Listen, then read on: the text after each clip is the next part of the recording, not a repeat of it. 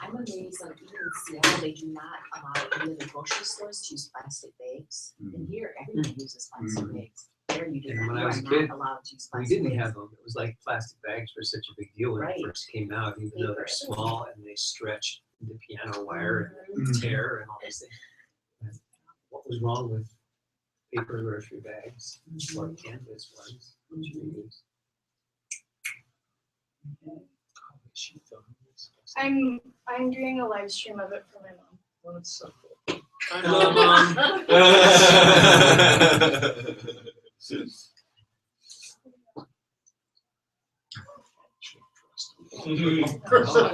That's your teacher? Does he dress up with us? No worries, you guys are fine. Okay, and I think I'll just in case you have any others. So I know I'll be preaching to the choir a little bit here about Suzuki pedagogy, but we'll just go through the premise of my project. This whole thing was made possible through the support of many of you, and the Mellon Grant Foundation that awarded me the grant to complete this project. But I had always wanted to study abroad, but because of the way the performance plus the music education degree had worked out, I never really had the opportunity to do that. So I was thinking about study abroad and what I wanted to do in grad school one day, and then I just had this light bulb moment, and it was just like the idea should have popped in my head like weeks and weeks ago. And I got this idea to work with different teachers, to collaborate with different teachers who are certified Suzuki teachers, and just look at how they teach, because I grew up in a very traditional Suzuki environment.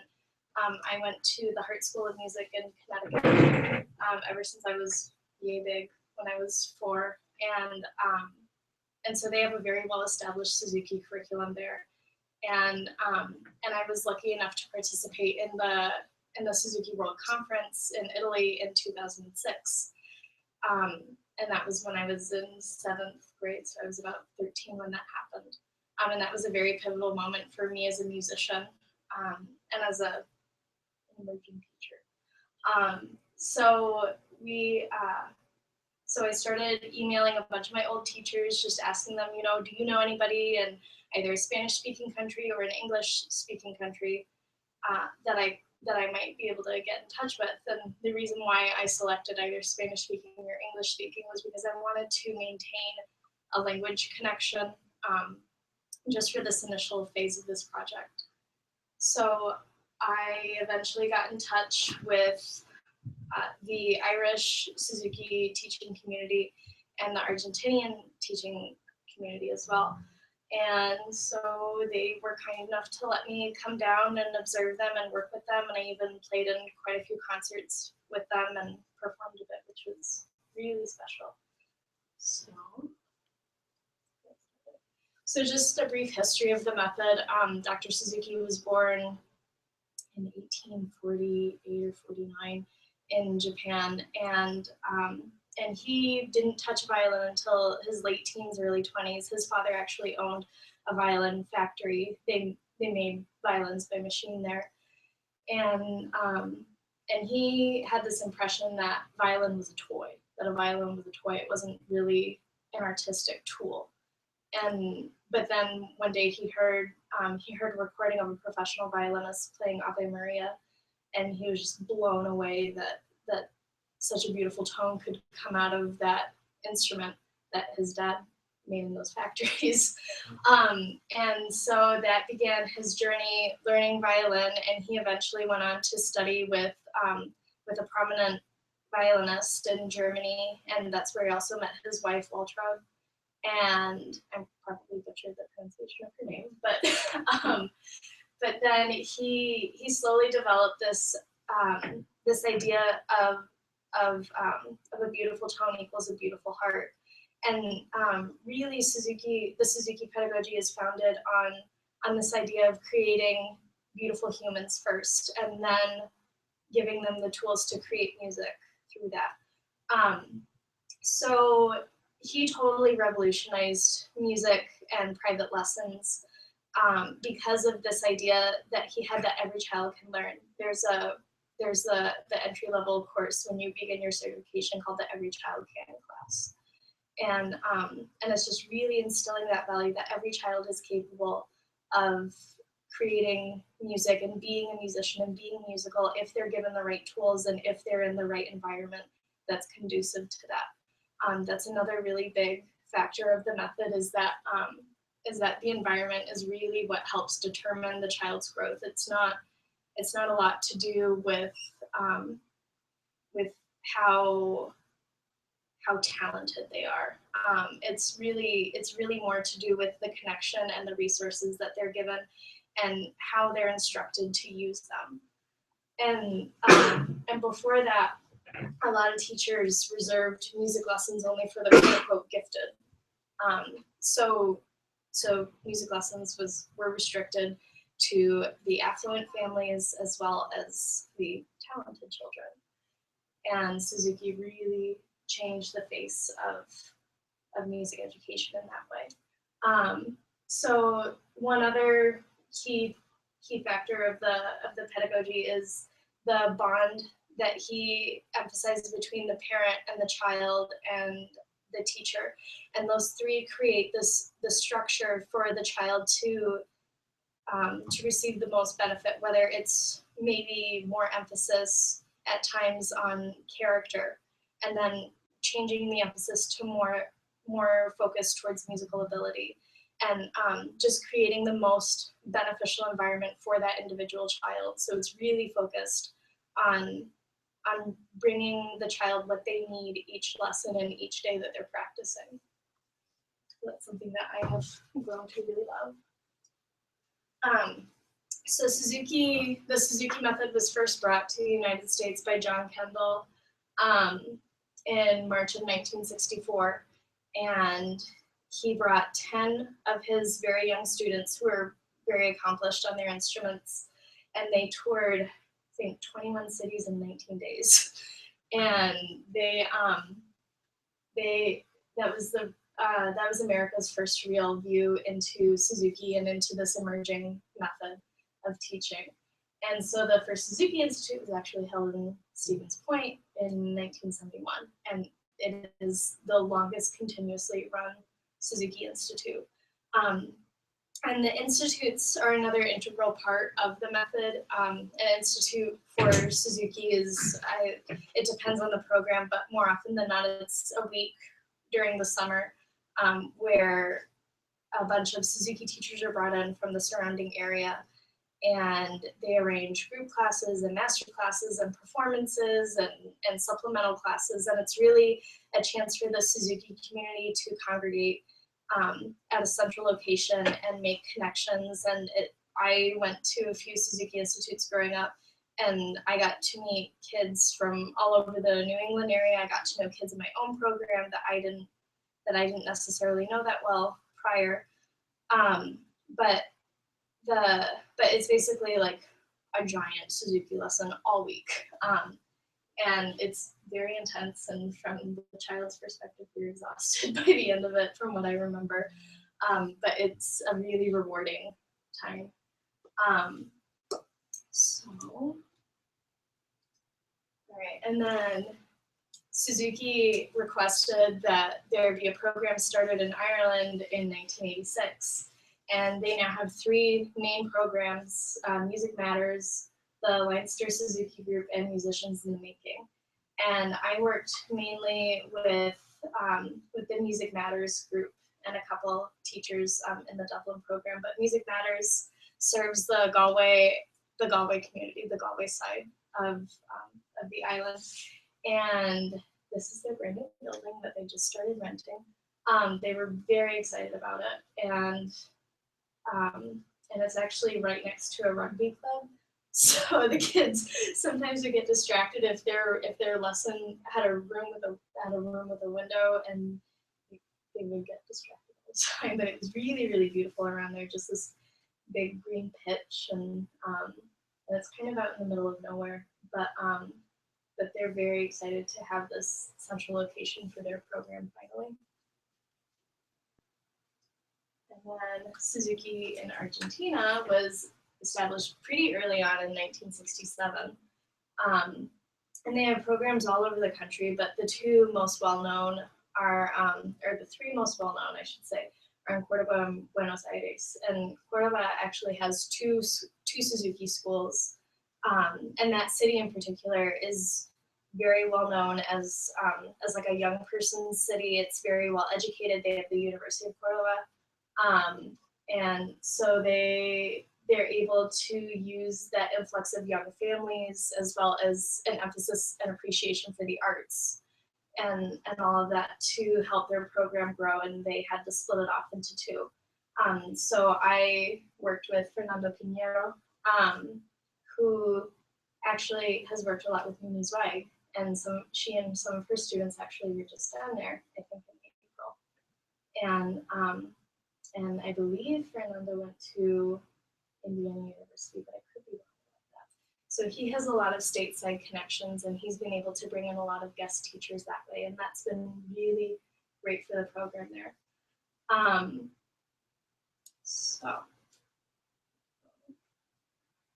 So looking at the relationships, that was one of the main focus points of my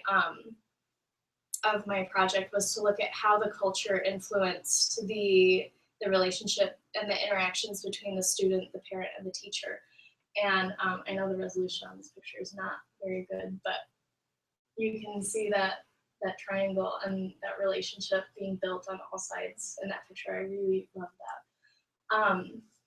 So when I was thinking about the relationships and how that pertains to the culture and the pedagogy and its execution, I found this quote by Dr. Suzuki, and it says, "It is in our power to educate all of the children of the world to become a little better as people, a little happier." And growing up in an American Suzuki tradition, my mom was very hands-on. She would sit with me and practice with me every single day. And I know from talking to many former Suzuki students here at Lawrence and just across the country with different connections I have, they have very vivid memories of their parents sitting with them and practicing with them and like making sticker charts or just walking them through each step. And growing up, because I was in a more traditional Suzuki school, I had a private lesson once a week. I would practice ideally every day. That didn't always happen. And then I would also have a group class. And the group class is really important to the Suzuki method because it allows the children to build relationships among themselves and to learn from the kids who might be a little more advanced than them. I remember sitting down when I didn't know whatever piece they were playing, and I would have these big eyes when I would see the other kids playing that one piece that I really wanted to play. And it was a really great opportunity for me to see, oh, look at what their fourth finger's doing. Oh, look at their bow hold and how they have that curved pinky all the time. And it's a great opportunity when you're more advanced, when you are one of the more advanced students, to be a model and to be a leader.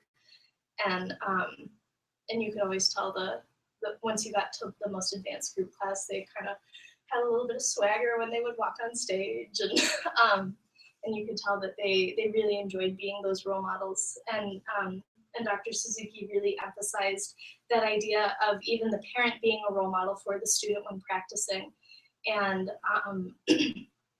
just emphasizing the necessity of the parent creating that structured environment for the child to succeed.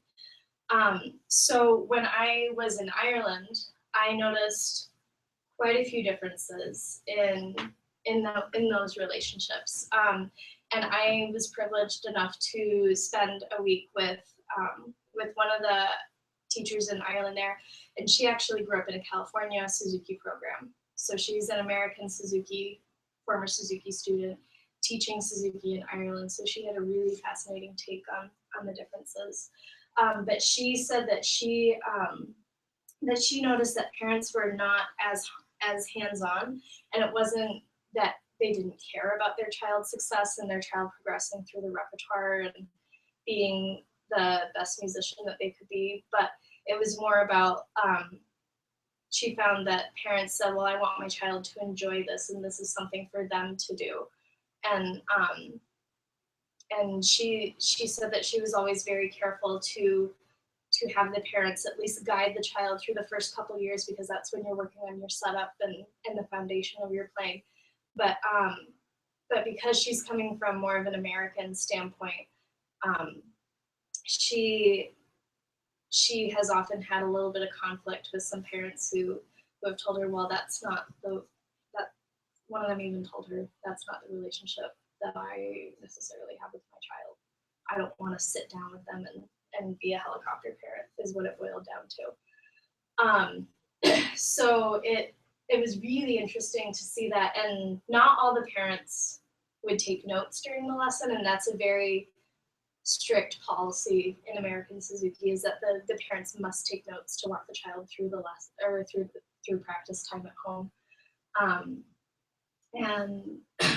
And I really appreciated being able to observe the parents observing the lesson, and I could tell that they were paying attention and they were engaged. They would make eye contact with the teacher and they would make eye contact with the student.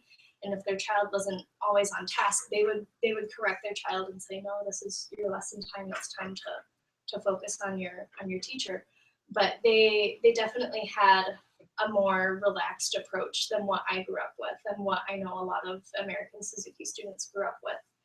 And so it's more emphasized, the relationship between the student and the teacher is more emphasized in that way. And there are benefits to that, as well as some issues that may arise. But that was really interesting to me. And then I found in Argentina that it was much more like American Suzuki. The parents would come like 10 minutes before their lesson would start without fail, and they would have their child, and you could tell that they had this expectation that their child would follow these steps that have been established. And I saw a lot more note taking among the parents in Argentina, which really surprised me in a lot of ways, because my experience with Latin American culture has been that they kind of operate on a more lax version of time, but their commitment to be at the lesson on time was really surprising to me in a good way.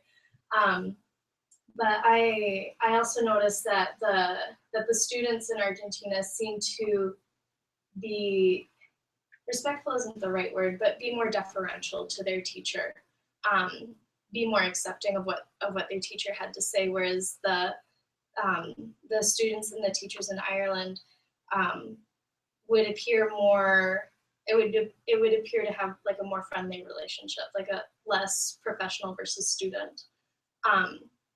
And I know that some students do need that type of relationship, but that was one difference that I noticed in Argentina in terms of the relationships as well. But I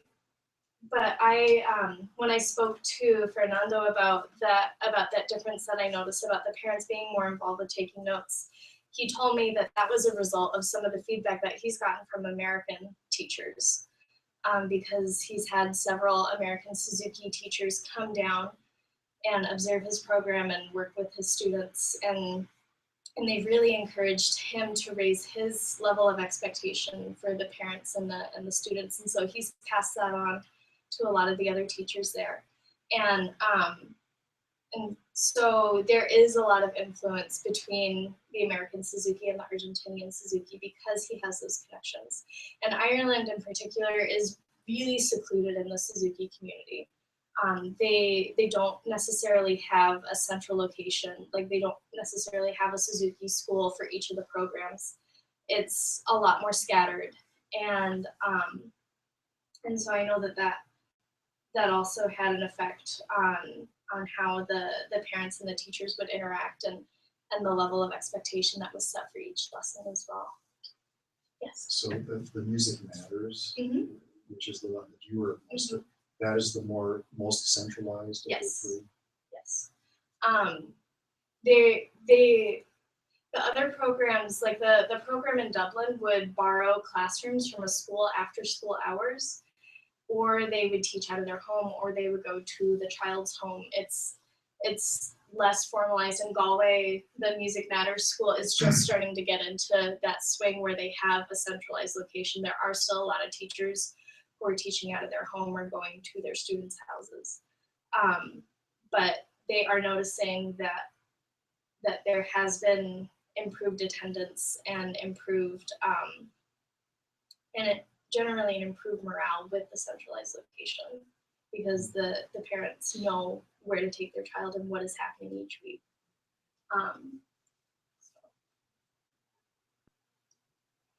And then one other thing that I looked at when I was in each location was the role of the program. And because Suzuki emphasized creating beautiful hearts, a lot of Suzuki programs often have outreach programs. And for example, the Heart Suzuki program, they often play at this nursing home down the street from the Heart School. And we hold a lot of concerts and recitals there, and they have donation concerts for local food pantries and stuff like that. So so I was curious to see what type of outreach the Irish and the Argentinian programs were doing. So so in Ireland, the Galway program in particular has gotten several awards actually for their community outreach from the local communities, because Galway is one of the more secluded areas of the country even, and their amount and their access to classical music is very little actually. There's one professional quality quartet in the Galway area, and it's about 3.5, 4 hours drive to Dublin if they want to go see the symphony. So their access to classical music and educating their children in that tradition has greatly improved since the Suzuki program has been growing in the last few years. And so they've gotten several awards from the local community for bringing more culture, more music into the area and providing that opportunity for their students. And so so Argentina as well has done a lot of community work as well. They play at a lot of state events actually. The Ministry of Arts and Cultural Affairs there has invited the program several times to play at different ceremonies and different graduations for higher universities. So the program is really present in the community at a more high profile level as well. But they also held a couple of concerts while I was there. They held one in a community center, and that was one of their group class concerts. And so they still go out to the local like community center down the street to do outreach there. And both programs also use it as a recruiting tool if anybody is bringing their child in. And actually, the picture of the Argentinian school, I can go back and show you. I love this picture because they have these open windows all the time. They're open pretty much all day, every day. And so people who are just walking by on the street, they hold rehearsals, they hold concerts, they have lessons in there. And so a lot of people who take that route every day, they'll like stop by and they'll listen for a few minutes. And they've actually gotten quite a few new students from that window being open.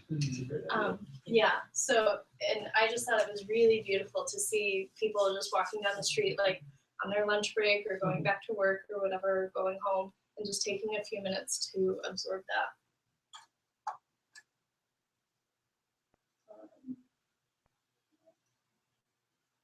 So then I did this project right before I started student teaching. And so I was thinking a lot about music education on a more general level and how Suzuki fits into that. And I really love this quotation in particular. Our aim needs to be the nurturing of children. The moment we rigidly convince ourselves education is what we're after, we warp a child's development. First foster the heart, then help the child acquire ability. This is indeed nature's proper way. And all of these quotations have been taken from Nurtured by Love, which is the main Suzuki quote, or Suzuki text that he penned himself. And so I thought about what makes a program successful, and a program like the Suzuki method, what makes it successful country to country. And I noticed, first and foremost, that a centralized location really helped the program. You can have fantastic teachers, and Ireland has really, really great teachers, really fantastic teachers who are invested in each of their students, but they feel frustrated some of the time because they don't have that centralized location. They don't have a place where they can keep all of their books and stuff and like have a work and a home place. And so I was looking at Galway and how they had this new centralized location, and how much more settled those teachers who had rooms in that building seemed to be. They seemed to be a lot more settled. Like, I'm here at work, I'm here to teach, and they were present in a different way. And so I also thought about the Argentinian program, and they also have a centralized location, but they're also under the auspices of a university, of a university there. And so that brought me into another train of thought, resources and the facilities available. And Hart is obviously under a university as well. And same with the Ithaca College Talent Education Suzuki program there as well. They both have the resources of a university that has taken the program on, and that also obviously helps them with the success of their program and recruiting and retaining students as well. And so I was really surprised in a lot of ways how important that centralized location was, because I guess I had been thinking more in the back of my mind, if I'm a great teacher, I can do anything. I don't need a building. But I was shown through my project that is actually really essential. And I thought about it in the music education classroom where you might have like a small music room, or you might not have an established music room, whether you're a strings teacher and you have to teach on the stage some days, or in the library and others, and how that affects people. And I saw that for myself when I was doing my strings placement. We weren't always in the same location every time, and that did have an effect on student attendance and students being really present during their lessons. And I noticed that when they had a classroom, when they had an orchestra classroom or a music classroom, when they walked in the door, they knew what was going on, they knew where everything was. And it really helped to set the students up for success. And I also thought a lot about how people are taught to think about music education, and how a lot of times it's seen as something supplemental. But these Suzuki programs, especially in Ireland, have come to fill a void that's happening in the school system. In the school system, legally, there's a national requirement that every student has to learn how to play an instrument, and more often than not, that's the tin whistle, much to a lot of parents' dismay, I'm sure, when they're first starting out.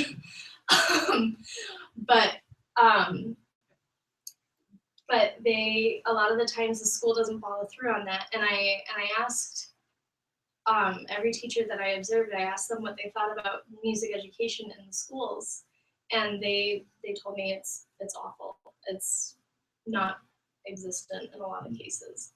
And there is a somewhat similar situation in Argentina as well.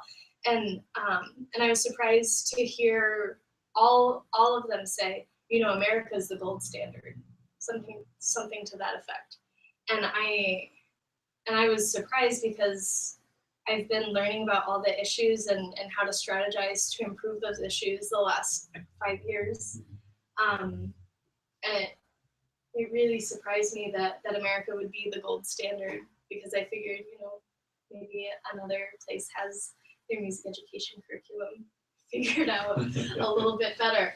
But it was also a warning to me to not be complacent, even if we are the gold standard to many other countries, to not be complacent with that, because there is so much more that we can be doing on an education level. And I know that this quote in particular ties in really well to Montessori, and allowing a child to play and to nurture them on a more basic level, instead of going after the nitty-gritty and all of that. And I think that Montessori and Suzuki would have gotten along really well, just with their emphasis on putting the child first. And so I really appreciated that connection and the emphasis on character. And I know that that's an integral part of Montessori as well. They have virtues that they emphasize. And I don't think I've ever heard any other 5-year-old say, well, that's not the virtue we're focusing on this week. But they, yeah, I don't think I've ever heard a 5-year-old say virtue outside of a Montessori school. And nice big words like temperance, perseverance, orderliness. Oh, we're working on honesty today. Yeah, yeah, yeah. But putting the child first, I think, is something that lacks in a more public school setting in music education a lot of the time, because you're always focused on that next concert or getting that SLO or whatever learning objective your task is, getting that down and really figuring out how to meld the two in a way that appeases the powers that be, while still encouraging the child and creating that beautiful heart, creating that beautiful person first. And I think that music education can really be the forefront in creating beautiful people, and having schools emphasize that aspect of creating a beautiful person, a person who is respectful, who is responsible, who listens, because those are all tools that you need when you're learning an instrument. You need to respect your teacher, you need to listen to your teacher, you need to listen to the sounds that you're creating, and it's really just an all-encompassing awareness of yourself and of your surroundings and the people around you.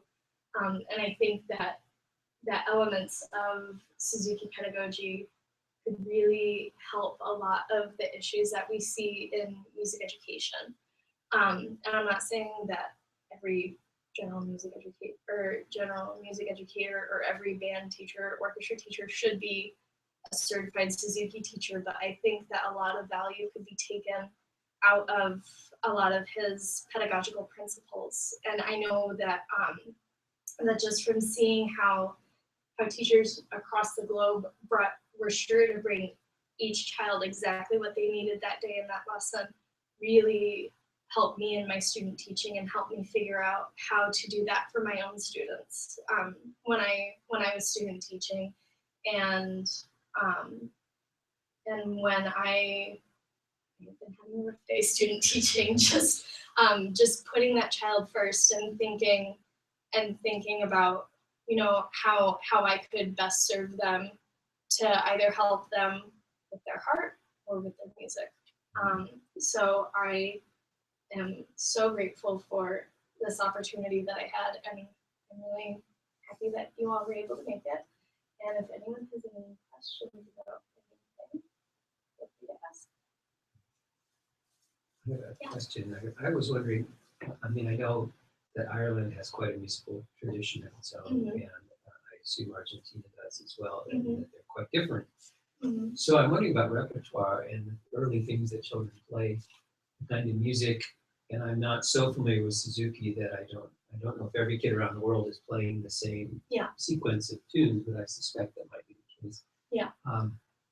So how does that interact with the musical traditions of particular cultures and the familiar repertoire and techniques? You know, obviously, like Irish fiddle isn't the same as classical violin and sort of.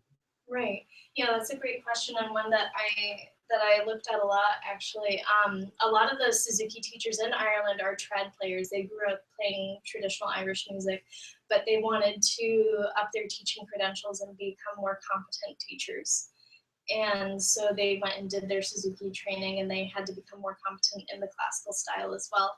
So so almost all of them incorporate traditional Irish music in the curriculum as well, but they're still careful that their students follow the sequential order of the books, and they use Irish trad as a supplemental material and as a way to keep that own native tradition alive in the musicians that they're turning out as well.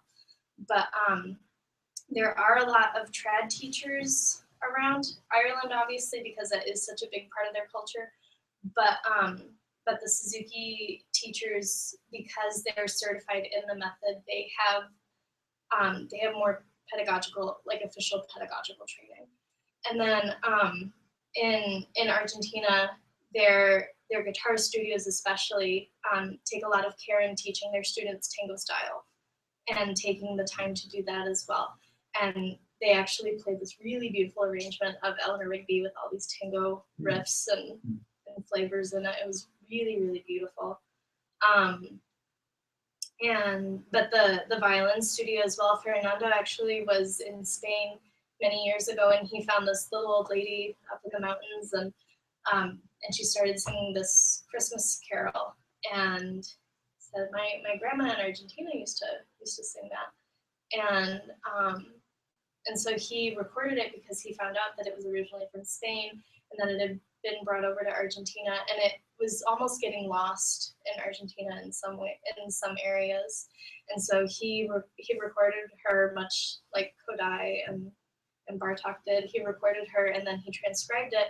And now that Christmas carol is a staple in their repertoire around December in a lot of their concerts.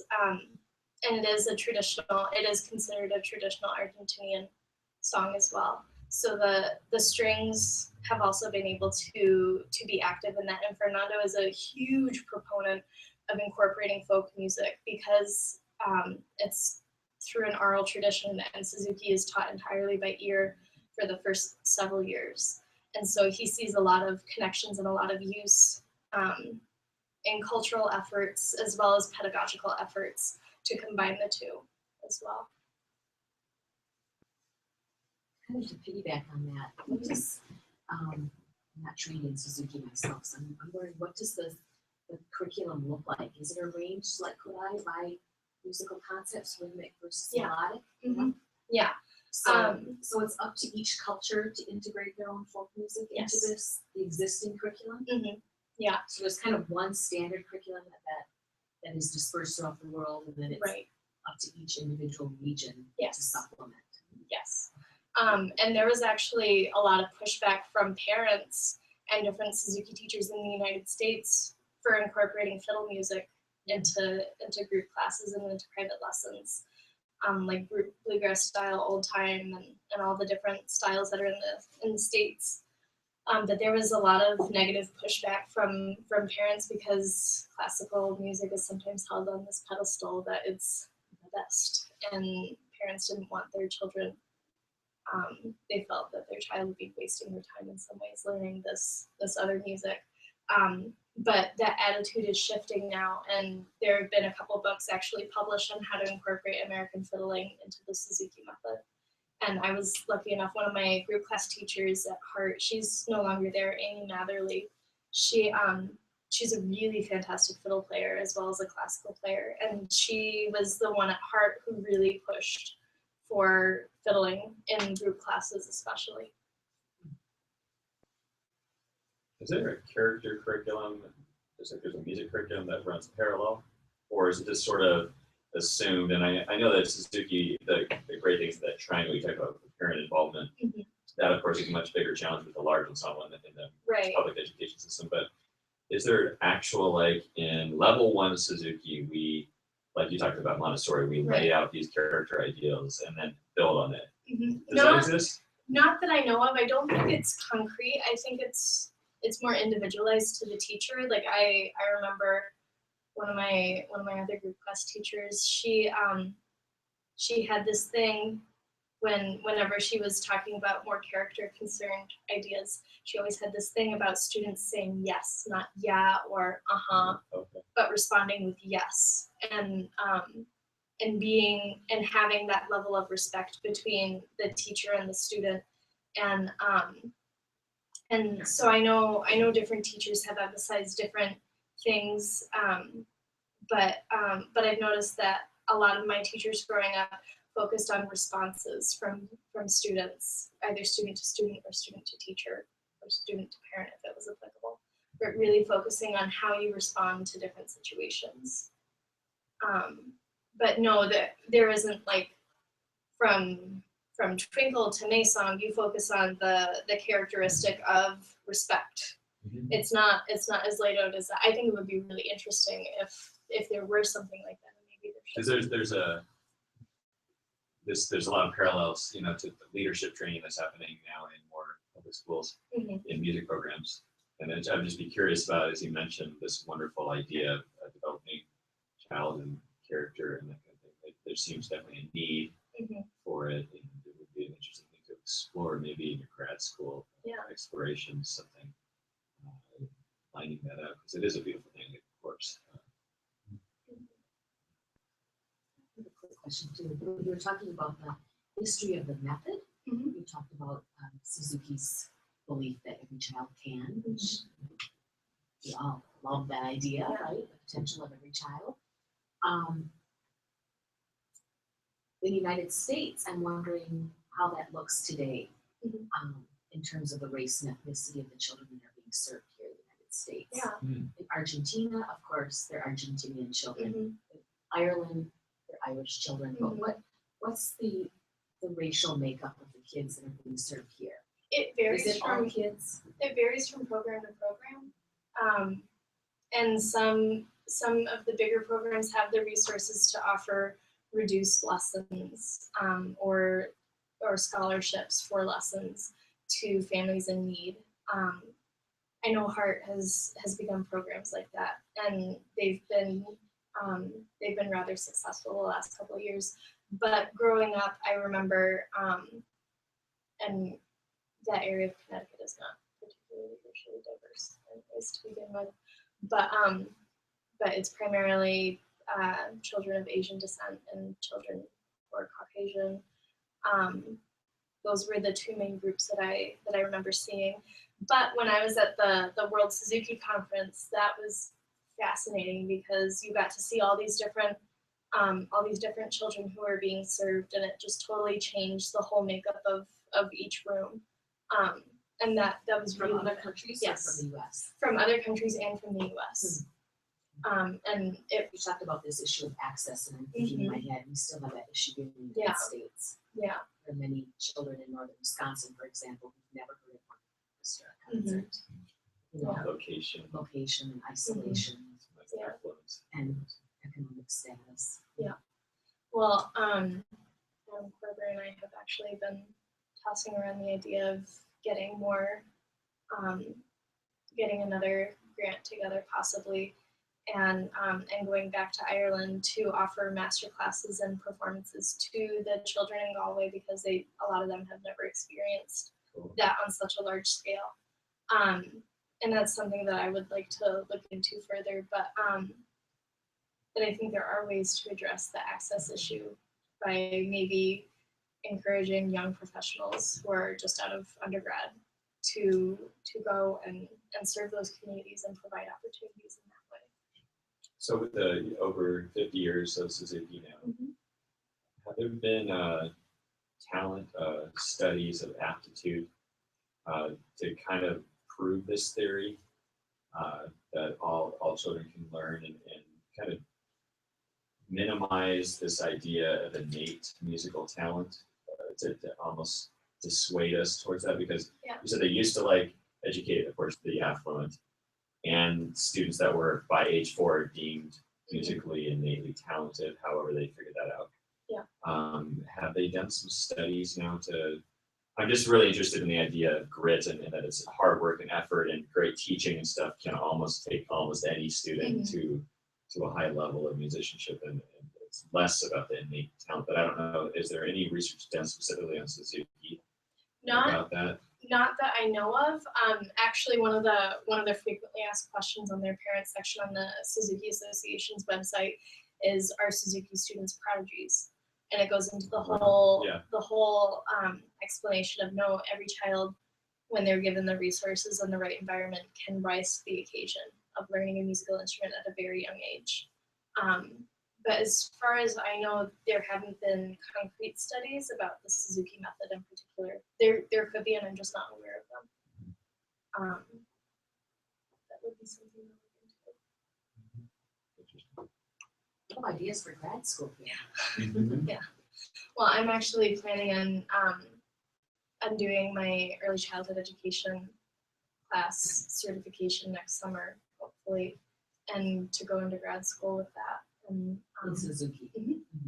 yeah, and the class this year will be running for its second year next year. That hurts. No, here in Oh, here. Appleton. Yeah, in Appleton. We have to find a location for it again. But we found the people and the resources to keep it going for next year. Great. So, That's awesome. Well, this is fantastic. Thanks a lot for Thanks, providing this Mary. opportunity to share. thank you for giving me the Exciting. opportunity to go.